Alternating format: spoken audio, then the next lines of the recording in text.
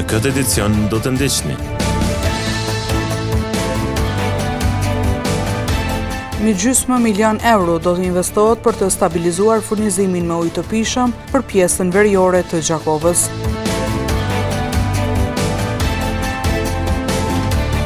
Ligjërata konsultime nga profesionistët për pensionistët e komunës së Gjakovës.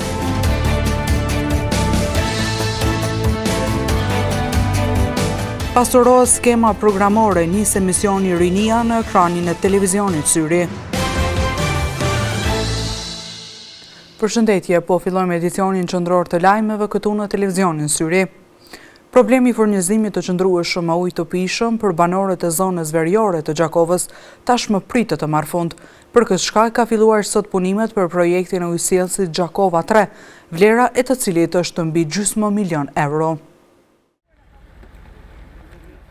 Banorët e pjesës veriore të Gjakovës, të cilët deri më tani janë përballur me shtypje të ulët ujit, tash tutje këtë problem nuk do ta kenë. Kjo për faktin se sot kanë filluar punimet e projektit të ri të ujësjellësit Gjakova 3, projekt ky i kompanisë rajonale të ujësjellësit Gjakova, i realizuar në bashkëfinancim me Ministrinë e Ekonomisë dhe Komunën e Gjakovës. Kryeshefi ekzekutiv i kompanisë Gjakova dha detaje rreth këtij projekti. Projekti Gjakova 3 është një projekt i cili do të bën furnizimin me ujë të pjesës veriore të qytetit dhe komplet kësaj zonës. Kjo është linjë që do të lidhet edhe me pjesën e qytetit të profileve të mëdha. Linja vjen prej gypit 1100, kalon nëpër ose këtu dhe del në rrugën Gjakov Pej, që do të kesh akses edhe në gypin furnizues tjetër të qytetit. Nevoja për furnizim me ujë si të kësaj zone edhe qytetit dita ditës është rritur. Meqenëse se potenciali ujit tek ne ekziston, mirë po nevoja ka qenë për infrastrukturë. Ndërkaq nën kryetari i komunës së Gjakovës tha se investimi ka qenë tejet i nevojshëm. Është në qisë sot të jem këtu prezent në fillimin e punimit të këtij projekti Gjakova 3, një projekt mjaft i rëndësishëm dhe i nevojshëm për banorët e kësaj zone, për shkak se edhe unë jam i kësaj zone këtu dhe banorët kanë pas problem, sidomos në sezonën e verës, problem me ujë të pijës dhe disa prej tyre dashur të vendosin edhe pompa për shkak të mos furnizimit mjaftueshëm me ujë të pijës. Pra është një projekt që besoj që do të jetë mjaft me rëndësi për banorët, sidomos banorët e Osekut, Skivjanit dhe Lugbonarit. Ky investim prej mbi €1,5 milioni pritet të jap fund problemeve me furnizim të ujit me të cilën konsumatorët janë përballur deri më tani. Një grup profesionistësh nga shëndetësia ditëve në vazhdim do të jenë në dispozicion të pensionistëve të komunës së Gjakovës përmes ligjëratave dhe konsultimeve. Doktorët e fushave të ndryshme do të ndajnë kohën nga angazhimet e tyre, vetëm që t'ju shërbejnë moshës së tretë. Kronika në vazhdim na njeh me mënyrën se si janë planifikuar të organizohen këto aktivitete. Një grup profesionistësh të shëndetësisë kanë marrë iniciativë që të jenë në dispozicion të pensionistëve të komunës së Gjakovës përmes ligjëratave dhe konsultimeve falas. Doktorë nga fusha të ndryshme do të ndajnë kohën nga angazhimet e tyre vetëm për të shërbyer pensionistëve me qëllim rritjen e informimit dhe edukimit shëndetësor. Oftalmologja doktoresha Shukrene Roka ka bërë të ditur se iniciativa është nisur prej saj, duke e parë se popullata është ende shumë pak e informuar në aspektin shëndetësor. Ne si grup rotarian, në qenë se ka një vit e sa që jam inkorporuar dhe unë bashkë me bashkëshortin tim aty si antar klubit Rotarian Gjakova, kemi marrë një iniciativë që si grup të kontribuojmë pak edhe në informimin e popullatës, vetë antarët e grupit do jemi aktiv gjatë kësaj periudhe, sidomos mos e është periudhë dimri që njerëzit janë më të lirë, kanë kohë më të lirë, mundin me ardha dhe me na ndëgju. Iniciativa ishte imja, të e pa që në bazë përvojës që kam gjatë e di që popullatën e kem shumë pak të arsimume në pikpamje shëndetësore, kështu që kemi gjithmonë nevojë edhe hapësirë për me mujtë me bë këtë punë me popullatën tonë.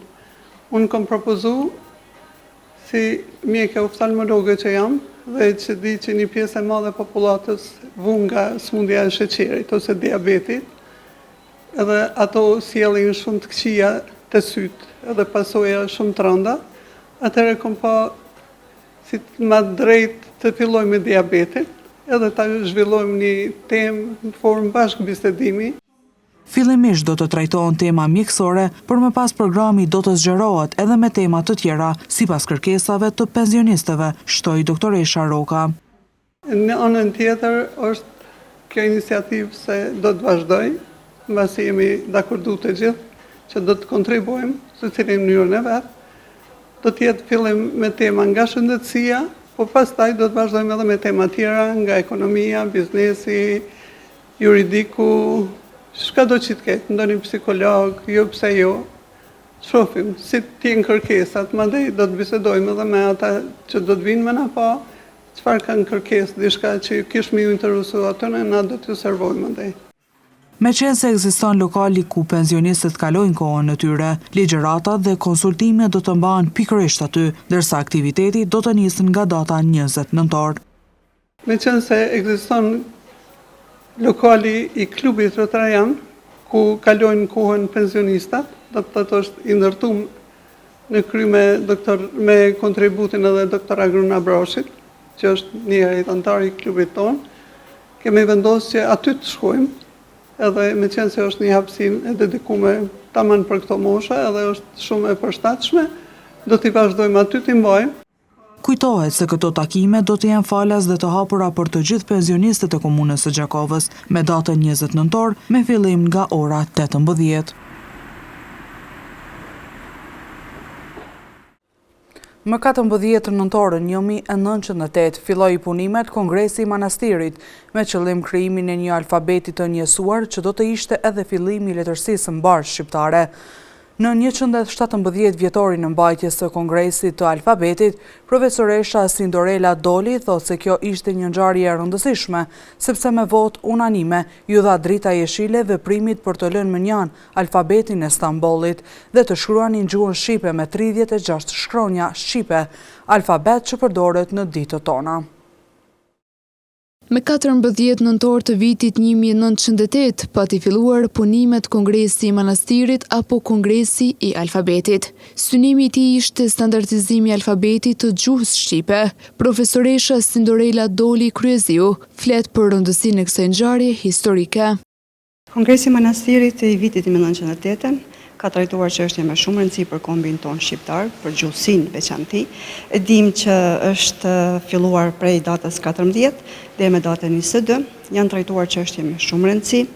Kanë qenë figura të njohura të kombit ton, të gjuhës, të kulturës dhe mbi gjitha janë trajtuar çështje të cilat pos unifikimit të gjuhës shqipe janë trajtuar edhe pika të ndryshme si ta ruajnë edhe si të zhvillohet kjo gjuhë e jona në të gjitha shkollat, në të gjitha vendet, në të gjitha trojet ku flitet shqip.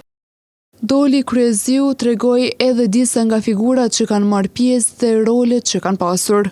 E dim që komisionet të veçanta ka pasur dhe në atë kohë, dim që ka qenë kryetari ka qenë Mithat Frashëri, nën kryetar kanë qenë edhe figurat e njohura të kombit, të gjuhës, dhe janë përcaktuar detyra të veçanta për secilin pjesë, duke filluar nga Luigi Gurakuqi, i cili kishte për detyrë të bënte edhe aspektin edhe të një farë forme që e themin e sot mediatik publicitar në atë kohë për të zhvilluar dhe për të treguar zhvillimin e domosdoshëm të gjuhës sonë.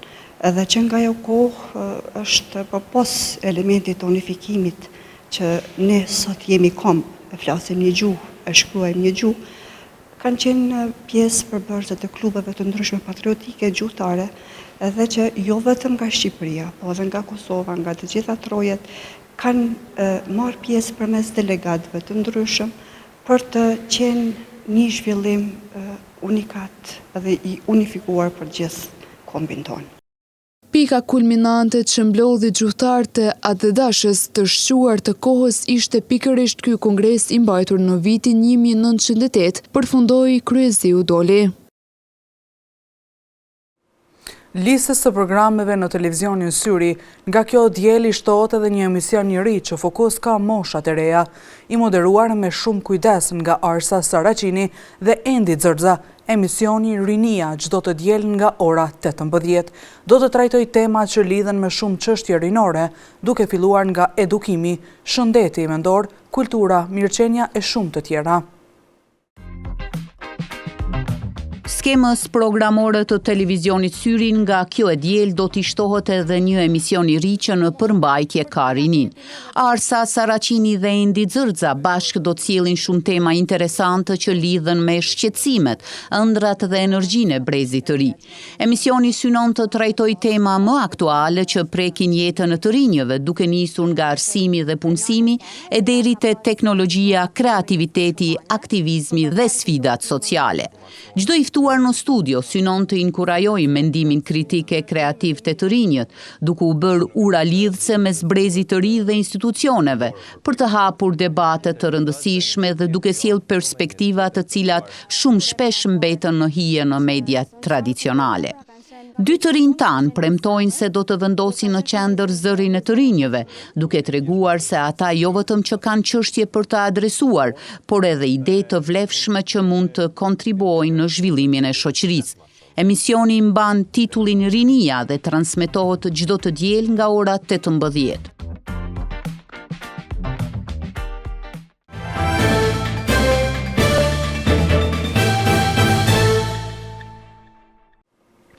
Gjatë dekadës së fundit, prevalenca e diabetit është rritur më shpejt në vendet me të ardhura të ulta dhe të mesme sesa në vendet me të ardhura të larta.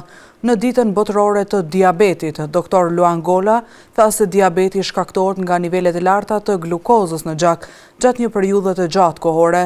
Disa nga simptomat më të shpeshta janë etja shtuar, tharja e gojës, shikimi mjekulluar, dehidratimi, pirja e gjymtyrëve, lodhja e tepërt, shtimi i oreksit dhe humbja drastike e peshës. 14 nëntori shënon ditë ndërkombëtare të diabetit. Dr. Luan Gola, endokrinolog diabetolog, i ftuar në emisionin e mëngjesit A ma mirë këtu a atje në televizionin syri e Top Radio, është shprehur se në këtë ditë synohet të ngritet vetëdia si për pacient, ashtu edhe për politika, sepse diabeti si sëmundje është edhe me karakter social dhe shkakton ndikime të mëdha ekonomike, e po ashtu edhe kostoja për trajtim është në rritje. Kjo ditë më tepër ka të bëjë me ngritjen e vetdijes, jo vetëm për pacient, por edhe për ata që bëjnë politikat. Për arsye se diabeti përveç asaj që është sëmundje, tash është edhe me karakter social, po edhe me ndikime shumë të mëdha ekonomike në ekonominë botërore. Për arsye se për shkak të invaliditetit të madh ka shumë ditë humbura të punës, në anën tjetër kostoja e trajtimit është shumë e gjatë dhe si më thonë janë rritje shpenzimet për trajtimin e diabetit.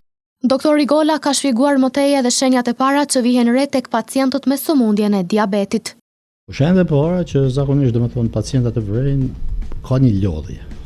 Lodhje gjithmonë, domethënë pijet ujë më tepër, urinon më shpesh, fillon nga dalë me humb pesh, shumë prej tyre do të kur vinë moment vinë për shkak të pirjeve, gishtave të këmbëve apo durve.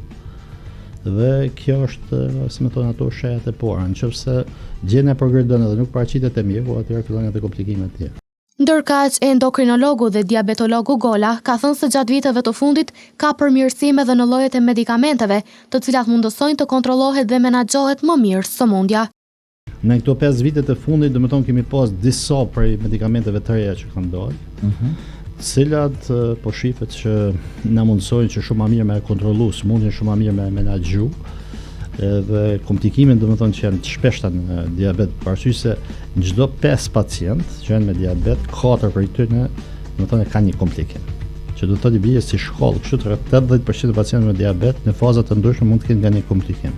Diabeti është sëmundje metabolike që rezulton me nivel të lartë të glukozës në gjak dhe si e tillë kërkon kujdes të shtuar.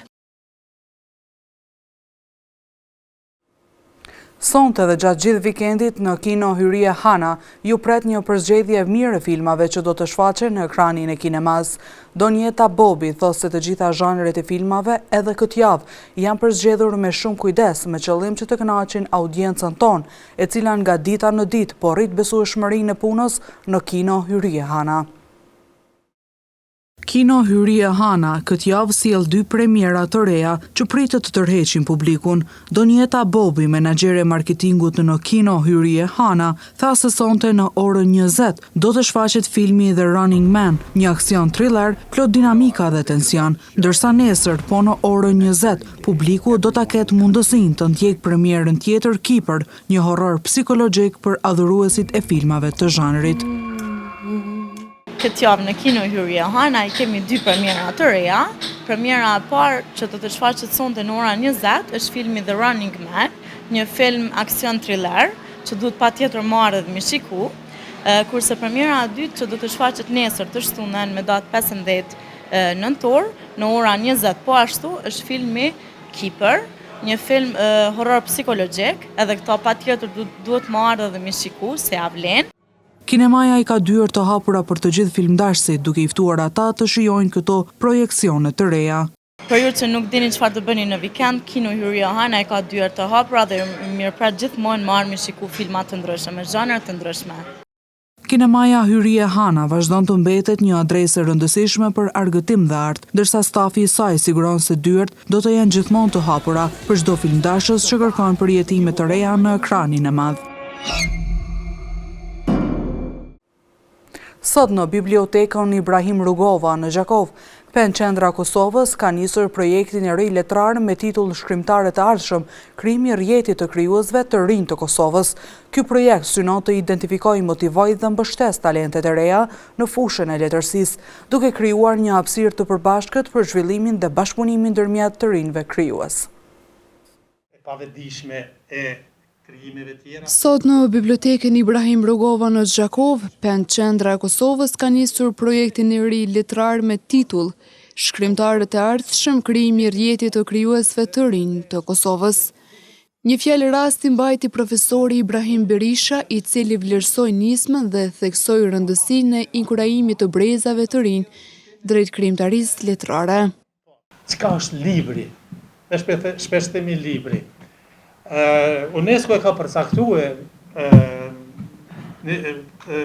faktikisht formatin e librit. Libri që unë po e lexoj që mos publikimi shtypur që vihet brenda kopertinave dhe ka së paku 49 faqe. Kështë të më thonë, ajo që e ka nën 49 faqe, si publikim ajo është broshurë. Nuk i vlerëson kriteret e librit letrar.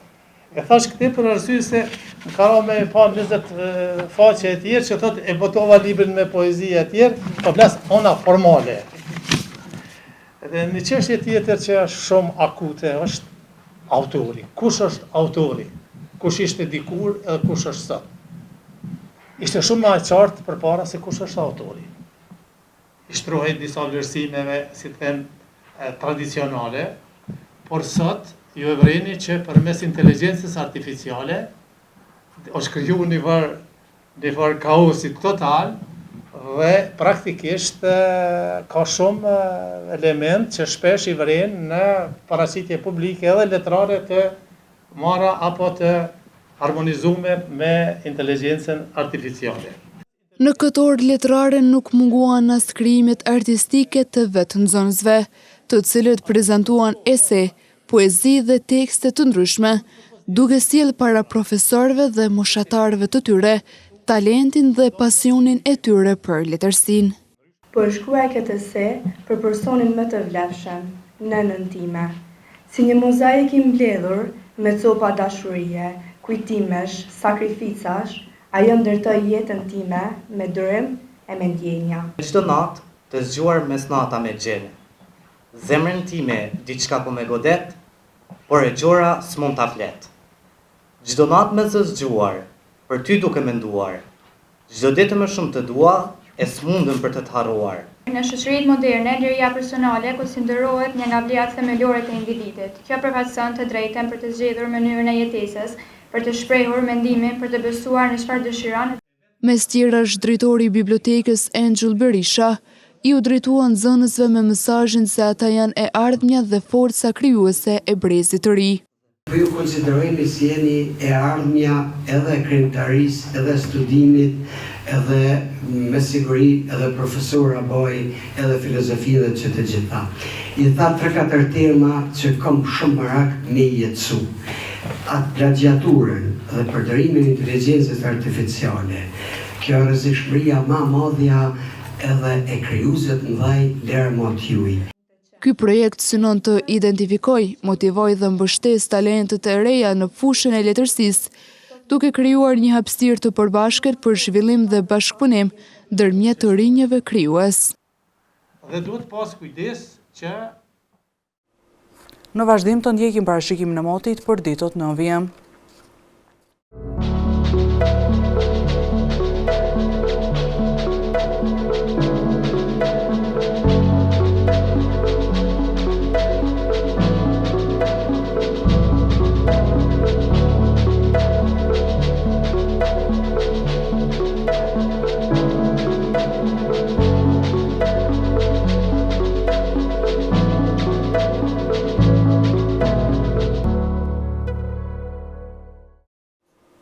Para se të ndami, të ndjekim edhe një titujt kryesor të këtij edicioni.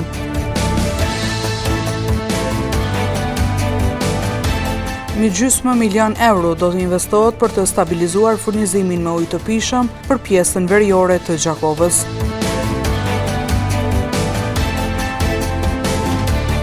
Ligjërata konsultime nga profesionistët për pensionistët e komunës së Gjakovës.